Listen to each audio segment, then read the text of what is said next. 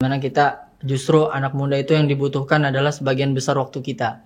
Karena di masa muda ini ketika seseorang mencari kebebasan dalam hidupnya, maka kematianlah yang akan menjadi awal dan akhir dari kebebasan itu sendiri. Masya Allah. Daging nih. Your mind skill, your mind skills ya. Mencari identitas diri dalam sebuah karakter anime. Buat apa? Buat apa? Yang paling parah itu, yang paling sakit adalah ketika ia menjadikan wanita 2D, wanita 2D menjadi waifu gitu. Waifu apa tuh, Bang? Waifu itu kayak istri idaman. Astagfirullahaladzim. Ini sakit jiwanya. Sakit. Ya.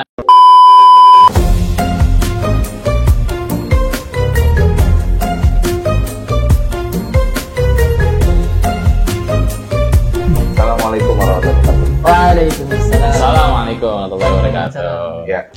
Sebelumnya tadi di episode sebelumnya kita sedang bahas tentang sanlat. Oh iya betul. Kamu udah nonton? Belum sih.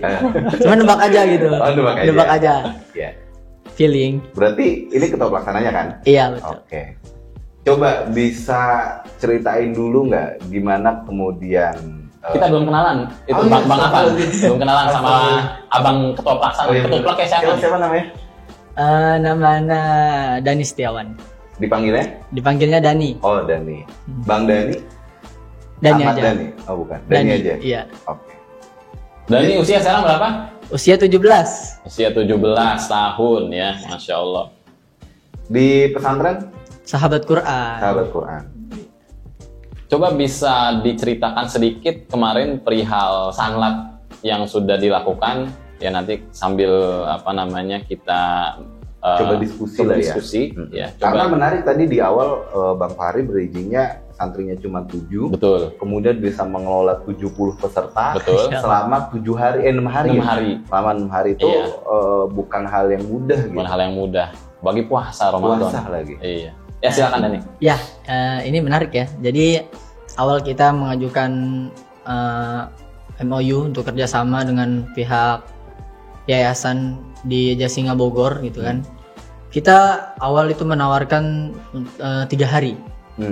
Kan tetapi pihak mereka justru menawarkan lebih dari itu.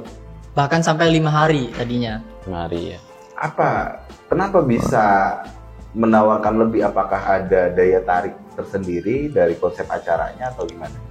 Oh ya, jadi warga-warga Jasinga itu mereka senang jika ada tamu yang datang gitu. Terlebih itu anak muda yang memang mau mengajarkan ilmu-ilmunya gitu. Jadi kan kita dari pondok pesantren ingin mengabdikan diri kita apa yang udah didapat.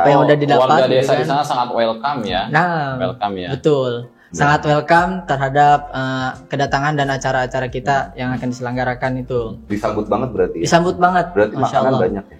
Alhamdulillah. Nah itu motivasi pertama itu ngadain pesantren kilat tuh apa ya? Motivasi pertama kita ya, motivasi pertama kita itu ya untuk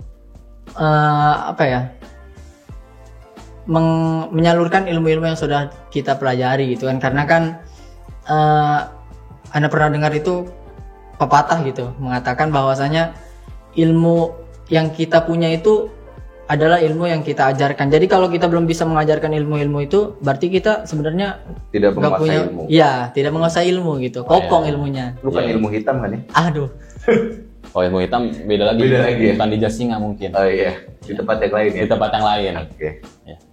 Nah kemudian tadi dari awalnya 3 hari, kemudian 5 hari, bagaimana merespon perubahan tersebut gitu? Karena kan secara tidak langsung itu ada perubahan rencana. Apakah panitia yang singkat itu sanggup untuk mempersiapkan acara yang lebih?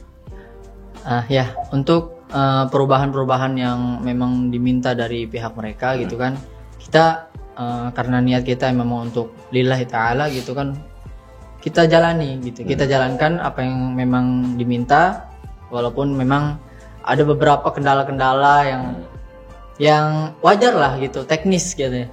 Jadi memang kita rapat hampir tiap malam gitu kan. Masya Allah gitu. Jadi merelakan waktu-waktu kita, dan di situ kita kondisi masih berjalan KBM. Berarti masih masuk sekolah? Ya, masih masuk sekolah. Pas puasa juga? Ya, pas puasa. Sekolah pulang jam berapa? Sekolah pulang jam 2. Jam 2. Kan mondok Ustaz, tapi nggak pulang ke rumah. Ya maksudnya. Pulang ke asrama gitu ya. Iya, Iya, pulang ke asrama. Di tengah-tengah itu masih mempersiapkan acara. Iya, di malam hari biasanya kita.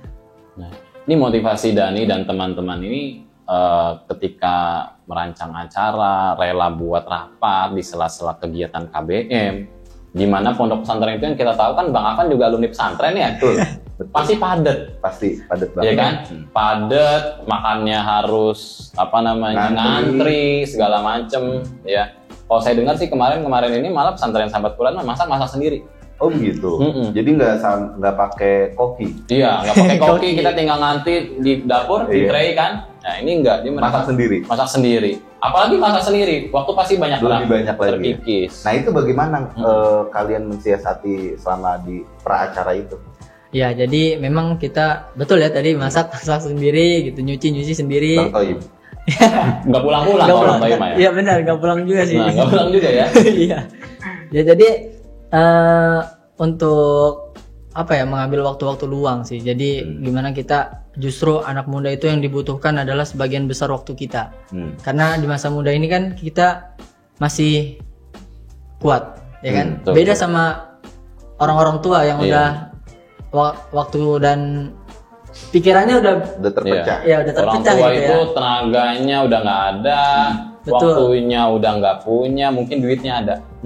Anak muda itu tenaganya ada, pikirannya masih fresh, waktunya banyak, tapi duitnya ada. Nah mungkin tadi permasalahan salah satunya juga masalah dana ya, ada? Iya, masalah dana ya qadarullah ya. Jadi kita itu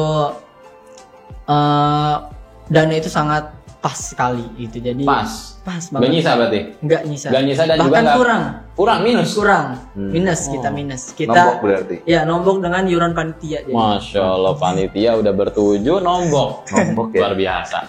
Ini sebenarnya yang kita butuhkan di zaman ini ya, pemuda-pemuda yang memang mencoba untuk memikirkan bagaimana mereka untuk action ya, gak cuma reflection tapi actionnya ada juga konkret. Jadi bukan jadi pemuda yang gagal move on. Apalagi nggak sempat mungkin mereka gagal move on, mereka harus move terus. Iya. Nah tadi sempat bicara juga soal kendala. Iya. Gimana kendala atau tantangan itu kalian hadapi sebagai satu tim yang kokoh gitu. Mungkin ini pelajaran juga buat teman-teman yang menyimak gitu ya, sebagai sebuah sarana untuk mempelajari manajemen organisasi yang baik. Bagaimana mensiasati tantangan dan kendala itu? Apalagi namanya organisasi pasti banyak kepala ya, banyak kepala, banyak pikiran, menyatukan pikirannya tuh Bang. Ya baik, yang pertama ya sebenarnya kita bisa bertahan gitu 7 orang gitu ya, bisa gas aja gitu kan, walaupun emang acara 6 hari dan peserta 70 orang gitu. Sebenarnya dari diri kita sendiri harus punya rasa ingin untuk berkorban gitu. Jadi berkorban waktu, tenaga, pikiran, bahkan sampai dana juga ya. Bahkan sampai dana pun. Jadi salah satu cara untuk menjawab tantangan-tantangan itu adalah modal pertamanya adalah berkorban. Ya, sebelum manajemen organisasi yang lain. Iya. Yang harus selesai adalah berkorbannya dulu. Cuman sepakat menelisik masalah berkorban itu ya kayaknya sepertinya berkorban itu identik dengan kata cinta. Iya gak sih? Anak muda. Ya. Ada yang dikorbankan. Tidak mungkin seorang itu tidak mencintai, berkorban tanpa dia mencintai. Ya kan? Malah saya pernah dengar beberapa kalimat mutiara tentang dakwah itu adalah cinta gitu ya. Ini pemuda mungkin yang dakwah fisabilillah. Dakwah itu adalah cinta, sehingga cinta itu mereguk atau meraih semua yang ada pada diri. Termasuk potensinya ya. Iya, bahkan tadi kan duit, waktu, tenaga, pikiran ya, nggak ada yang musibah kan? Lancar kan? Alhamdulillah. Tapi betul ya, mencintai. Betul mencintai, karena gini ya, jadi kita ditakdirkan untuk menjadi seorang muslim gitu kan. Itu kan adalah suatu hal yang sangat luar biasa gitu. Tapi banyak dari pemuda-pemuda ya, khususnya untuk zaman ini, justru dia tidak menyadari akan istimewanya Islam itu sendiri gitu. Jadi dia tidak ada rasa cinta dalam dirinya. Kalau diibaratkan Islam itu bagaikan berlian gitu kan. Tapi orang yang tidak paham akan keislaman dia sendiri, dia akan menganggap bahwasanya Islam ini hanya sebatas batu kerikil sungai gitu. Jadinya dia ya dibuang. Iya. Nggak berharga. Jadi ini adalah salah satu jawaban atas komitmen teman-teman yang bertujuh tadi. Iya. Sebagai seorang muslim. Betul. Iya. Ini sebenarnya fenomena yang juga langka ya, walaupun memang di lingkungan pesantren. Ya, karena memang mungkin Bang Afan sendiri juga alumni pesantren. Ya, sudah berapa tahun lulus Bang Afan? Dari pesantren, berapa ya? 7 ya? 7 ya? Kalau nggak salah deh. Kalau Ana mungkin kurang lebih 10 lah ya. Iya. 10 atau 9 lah ya. Ya memang banyak juga lulusan pesantren yang ternyata identitas keislamannya itu luntur. Bukan hanya luntur tadi, tidak ada komitmen. Kan para cinta itu butuh proof ya, butuh pembuktian. Tidak ada pembuktian, langkah pembuktian dia memang seorang Islam atau seorang yang memiliki agama yang kuat gitu, dedikasi terhadap agama seperti itu. Nah ini Masya Allah ya, santri-santri 7 orang ya, Masya Allah, semoga kita doakan lah ya mereka-mereka ini bisa lanjut ke pendidikan-pendidikan yang lebih matang tentunya. Amin. Ini 6 orang teman yang lain seumuran semua? Qadarullah kita beragam. Oh beragam. Iya. Beragam umurnya kan? Iya, Anda termasuk yang paling tua ini. Oh. Iya. Iya. Di bawah. Kelas berapa ya di Pondok Pesantren Sahabat Quran Dani ini? Kelas 1 semuanya sama. Kelas 1 ya. Iya.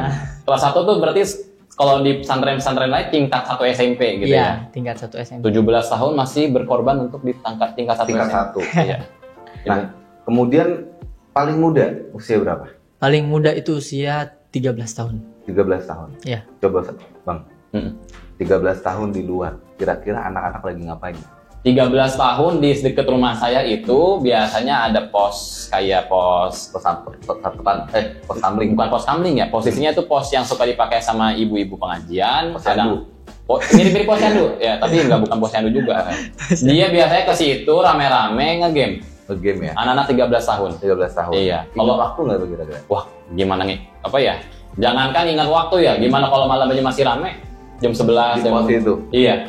Dan kalau saya ke Indomaret kadang-kadang gitu ya, top up Yukin. Ya, top up. Anak-anak 13 tahun ya. Kita berbicara masalah anak 13 tahun majemuk di Indonesia. Realitasnya ya. Realitasnya seperti itu. Terlebih jika kita melihat sekarang ini degradasi moral ini benar-benar betul.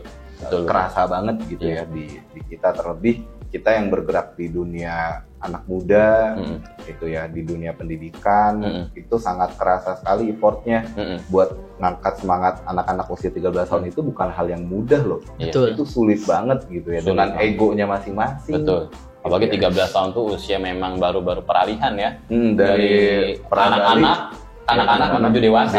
Kita nggak kenal istilah remaja ya. Iya. Jadi anak-anak kemudian dewasa, balik itu kan dewasa sebenarnya. Prabalik dan pasca balik ya. Iya. Ini transisi ya. Transisi. Ini Masa-masa mencari identitas. Mencari krisis identitas orang bilang dulu ya. Mencari jati diri. Iya, mencari jati diri betul. Tawuran. Iya.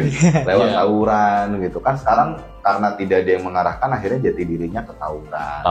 Buat apa coba gitu ya kan? Tidak ada yang mengarahkan, jati dirinya kemudian ikut acara cosplay wibu ya. Ntar episode yang lain insya Allah ya. Boleh kita coba bahas deh. Sama ini bagian daripada krisis identitas juga. Betul. Ya. Mencari identitas diri dalam sebuah karakter anime. Buat apa? Yang paling parah itu, yang paling sakit adalah ketika ia menjadikan wanita 2D menjadi waifu gitu. Waifu apa tuh, Bang? Waifu itu kayak istri idaman. Astagfirullahaladzim. Ini sakit jiwanya.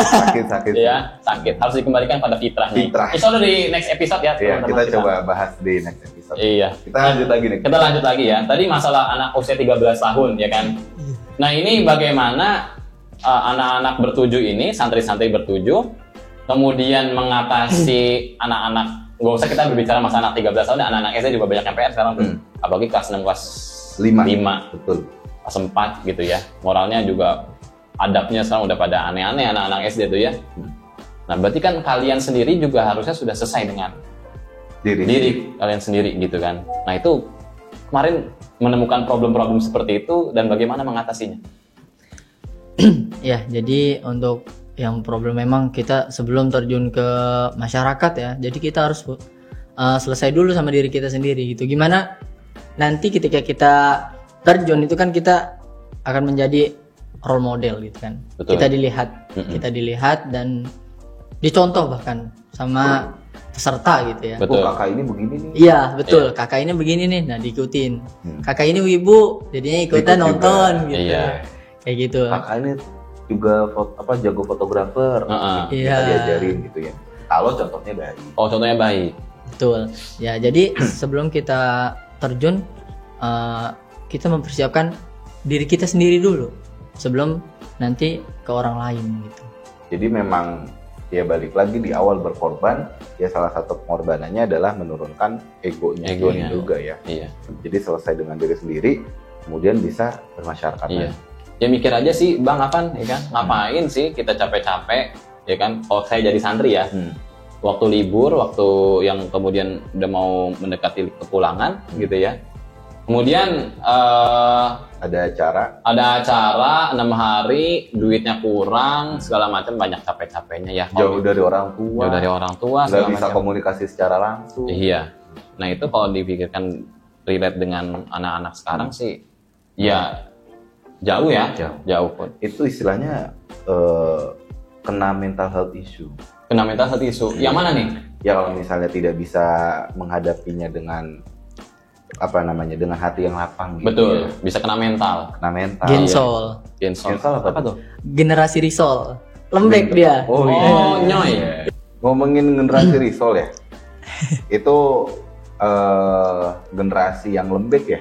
Betul. Nah, ada nggak selama kegiatan kemarin berlangsung menemukan generasi yang bisa kalian anggap gensol gitu, atau mungkin setidaknya kok berbeda sih dengan apa yang saya dapat di pesantren gitu ya, dari anak-anak peserta sanlat kemarin, dan kemudian bagaimana reaksi atau tanggapan kalian sebagai panitia melihat realitas anak-anak seperti itu. Ngomong-ngomong, pesertanya usia berapa? Pesertanya usia 9 sampai 11. 9 sampai 11. Nah, Anak kelas 1 ya, sampai kelas- dengan kelas 6 Sampai SD ya. Kelas 6. kelas 1 sampai 6 SD. Madrasah ya, Bang. Madrasah. Madrasah ya. Madrasah. Nah, apakah selama di acara kalian menemukan sebuah peristiwa yang kok kayaknya nggak begini deh, harusnya anak usia begini tuh nggak begini deh, gitu. Kira-kira ada nggak? Ini ya, jadi kita mengambil dari suatu event kita. Kita punya event Islamic competition. Di situ ada lomba-lomba yang lomba azan gitu, lomba tilawatil Quran. Dan kita mendapati banyak sekali anak-anak atau peserta gitu yang dia malu untuk maju ke depan, malu untuk tampil gitu. Padahal aslinya mungkin anak-anak usia mereka harusnya lagi pede-pedenya ya. Betul, harusnya lagi pede-pedenya. Kalau kita ketahui ya, sekolah SD Quran ya. SD Quran itu santri-santrinya justru sangat-sangat berani untuk Pengen maju. bahkan. Ya. Bahkan dia yang mengajukan diri. SD Quran ini kalau tidak salah itu asal mulanya pesantren antum ya, Iya, pesantrennya betul. Dani ini Betul. ya. Jadi kalau misalkan mau masuk pesantrennya Dani ini harus bermula daripada SD Quran terlebih dahulu.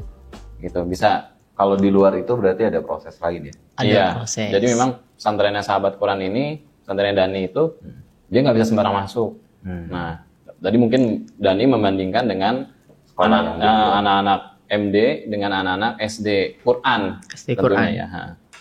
Ya, jadi di SD Quran ini mental mereka dilatih gitu, sehingga ketika ada event-event untuk memang dia ditampilkan depan banyak orang gitu, dia Siap ya? siap, tidak nggak kaget gitu. Nah itu kemudian dari segi keberanian tampil, kemudian dari moral, akhlak gitu yang tadi sudah kita bicarakan, apakah ketemu 1-2 hal yang kok kayaknya nggak harus begini deh, anak usia kayak gini, ketemu nggak? Kalau di acara ya, di acara di forum gitu, itu sedikit. Cuman kalau memang udah jam pulang nih, itu udah keluar tuh, semua udah ya? keluar tuh, Iya, udah keluar di jam pulang. Kalau di forum kan mereka ada ustazah-ustazahnya masih takut, gitu, masih takut. Iya. Jadi tapi lebih mending lah ya. Iya. Masih ada wibawanya Ya, sama masih. guru-gurunya masih ada wibawa di depan anak-anaknya juga masih menghargai guru-gurunya, ya, guru-guru setempat. Dan banyak juga realitasnya ya, banyak akhirnya siswa atau pelajar berani melawan guru itu banyak sekarang bukan banyak satu dua hal gitu kan. Nah, tadi menarik ya disinggung masalah acara Islamic competition ya. Iya. Nah, ini acara-acara besar apa yang ada di acara Sanad kemarin itu? Oh iya, jadi kita punya acara besar itu ada yang tadi Islamic gitu competition, setelah itu ada muhasabah. Muhasabah ini kita merenung Refleksi ya. Ya, refleksi. Iya. Sesuai dengan Sesuai. betul. Ya, jadi kita temanya waktu itu orang tua. Ana kebetulan sebagai pengisi acaranya di situ. Malam-malam setelah dikasih nonton perihal orang tua, lalu habis itu dikasih renungan-renungan malam. Pada Sebelum nangis tidur, semua, sebelum iya. tidur. Ya, sebelum tidur. Pada nangis semuanya. Cuman Berhasil berarti dong. berhasil alhamdulillah. Cuman ada beberapa yang memang Ketawa-ketawa. ya ketawa-tawa. Iya. Nah, ini memang yang juga sering banyak dilakukan sama SD di luar ya, muhasabah, ada muhasabah juga. Nangis juga, cuman kayak sambel. Saya termasuk yang dulu juga termasuk peserta ya, Peserta muhasabah. Qadarullah di SDIT dulu kan. Ada muhasabah, tersentuh gitu ya, tapi kemudian tidak disambut itu dengan hal-hal yang lebih konkret ke depannya. Ya makanya tadi ya, refleksi Iya, dan aksi. Betul. Di anak muda ini kan sekarang tadi kita sudah bahas panjang lebar ya masalah bagaimana fenomena-fenomena anak-anak muda terutama di anak-anak usia tanggung Iya. gitu ya. Anak-anak usia tanggung itu ya 11 tahun sampai 17 tahun lah ya. Bukan remaja ya. Bukan remaja, peralihan. Dari kanak-kanak ke Iya, Dewasa. seharusnya itu marhalah syabab gitu kan yang menjadi tolak ukur mungkin dalam Islam sosoknya Usama bin Zaid, ya kan? Sosoknya Usama bin Zaid itu luar biasa ketika digambarkan dalam sirah, mampu memimpin sebuah pasukan, ya, untuk melawan Romawi, padahal usianya masih belia, 17 tahun. 17 tahun ya. 17 tahun. Seumurannya Bang Dani nih. Seumuran Bang Dani persis. Ya. Bedanya Bang Dani kemarin menjadi panglima Sanad panitia. Kalau ini panglima melawan perang lawan Romawi, di mana sekian puluh ribu ya dipimpin. Kemudian lawannya bukan main-main, Romawi, adidaya. Mungkin sekarang ada anak Amerika, sekelas ya? Dani pimpin perang lawan Amerika. Gitu ya. Masya Allah. Ngeri banget. Di mana kondisinya Usama bin Zaid juga pada saat itu melihat banyak beberapa sahabat-sahabat senior masih hidup. Betul. Jadi kalau istilah kata anak sekarang mungkin kenapa nggak yang gede aja dulu? Karena mental juga dia memimpin serba salah. Nah itu sih. Bagaimana dia nggak dibilang menyalah abangku gitu. Aduh, pengen ya. Menyalah abangku ya. Jadi memang sosok pemuda yang diinginkan Islam itu seperti itu role modelnya Usama bin Zaid. Itu udah role model tingkat tinggi ya kayaknya, karena lebih dari panglima perang sepertinya bukan wilayahnya anak muda ya. Karena kalau atasnya panglima perang itu kan kepala negara. Dan kepala negara itu ya memang orang-orang yang bijak, orang-orang yang sudah berpengalaman gitu ya. Cuma dari sini kita bisa melihat bahwasanya memang tarbiyah dan pendidikan yang dia berikan sama Rasulullah SAW itu nyampe kemudian ke anak muda ya. Anak muda saat itu. Ya, sehingga lahirlah generasi sahabat yang keduanya itu ya modelan generasinya Usama bin Zaid. Ya. Menarik ya tadi Bang Fahri bicara soal Usama bin Zaid. Pasti pesantrennya Dani melaksanakan kegiatan salat adalah salah satu langkah awal buat mencapai setidaknya di bawahnya lah generasi Usama bin Zaid ya.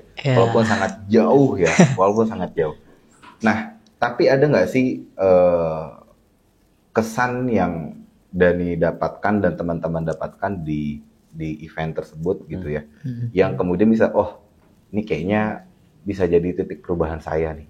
Oh kayaknya anak muda di rumah saya nggak harus seperti ini nih. Oh kayaknya kita bisa bergerak bareng untuk melangkah lebih baik nih. Ada nggak kesan yang Dani dapatkan selama di acara kemarin? Ya, dari rangkaian-rangkaian acara gitu pesantren kilat, kita selaku panitia mengambil banyak sekali pelajaran ya. Di antaranya yang pertama bagaimana kita penetrasi ke masyarakat itu suatu pengalaman yang mungkin susah didapatkan ya. Bermasyarakat ya. Iya, bermasyarakat. 17 tahun, 13 Iya. tahun. Masya Allah. Sekarang online kan. Putus sudah Iya. sosialnya.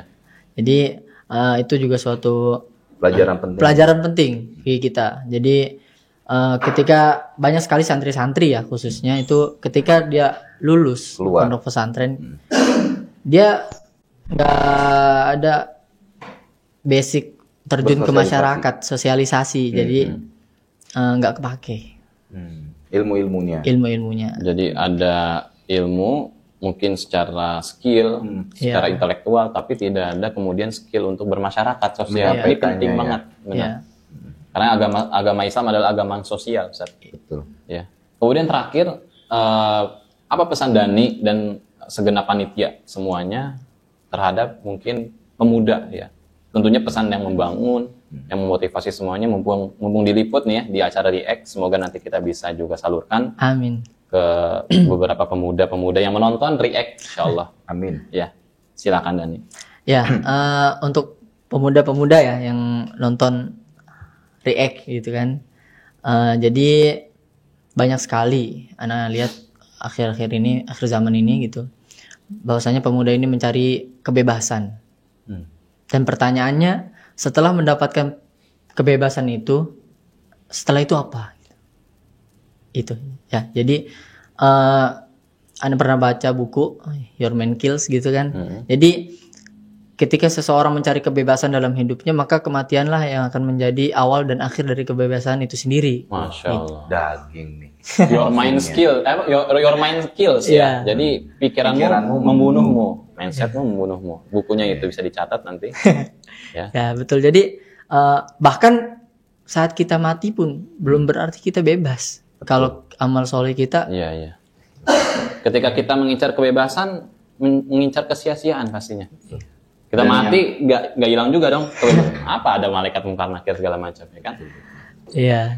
Dan juga perlu diketahui itu bahwasanya keislaman bukan sekedar ritual biasa, bukan sholat di masjid, bukan sekedar membaca Al-Quran, bukan sekedar tarawih dan lain sebagainya gitu kan. Cuman keislaman itu tentang pengabdian yang paripurna bagi kemanusiaan, menjadi sumber pusara kebaikan bagi umat Iya, iya. dengan semangat rahmatan lil alamin. Cocok saat dengan sebuah hadis yang juga Rasulullah SAW sampaikan. Sallallahu. Ini mumpung lagi bulan Ramadan juga, karena yang hadisnya itu disampaikan, saya sampaikan maknanya aja. Bahwasanya kata Rasul, ketika kita mencoba untuk menunaikan hajat salah seorang daripada saudara kita, itu lebih dicintai dibanding ia beritikaf selama sebulan penuh di masjid ini, yaitu Masjid Nabawi. Padahal Masjid Nabawi ya. Masjid Nabawi. Beribu-ribu kebaikan. Beribu-ribu berlipat ya. kebaikan pastinya. Dan itikaf di Ramadan mungkin kan. Dan itu lebih baik kita membantu saudara. menunaikan hajat mereka. Tentunya banyak ya, mungkin tadi kan hajat mereka salah satunya adalah mungkin hajat butuh didakwahi ya, butuh ilmu, butuh pencerahan. Itu kan hidayah itu butuh makan siang. butuh makan siang. Iya. Tapi gratis gitu, Ustaz. Gratis. Oh iya. Ya. Sebelah. Ya. Jadi sudah lengkap ya. Lengkap, Tadi insya Allah. refleksinya adalah ketika kita menginginkan kebebasan, Iya. maka kematian adalah Awal dan awal dari sebuah kebebasan itu ya. Dan aksinya adalah kita adalah menjadikan diri kita sebagai pusara dari sebuah kebaikan. Dan kebermanfaatan. Masya Allah. Terima kasih Dani. sama-sama. Masya Allah. Terima kasih dagingnya ya. Iya, kita Jazakallah khair. insya Allah ketemu di lain waktu lagi. Iya. Mungkin begitu aja, Bang Fahri. Iya, kita pamit sama-sama sama pemirsa TV-ku semua di rumah dan React ya. Assalamualaikum warahmatullahi wabarakatuh. Waalaikumsalam warahmatullahi wabarakatuh.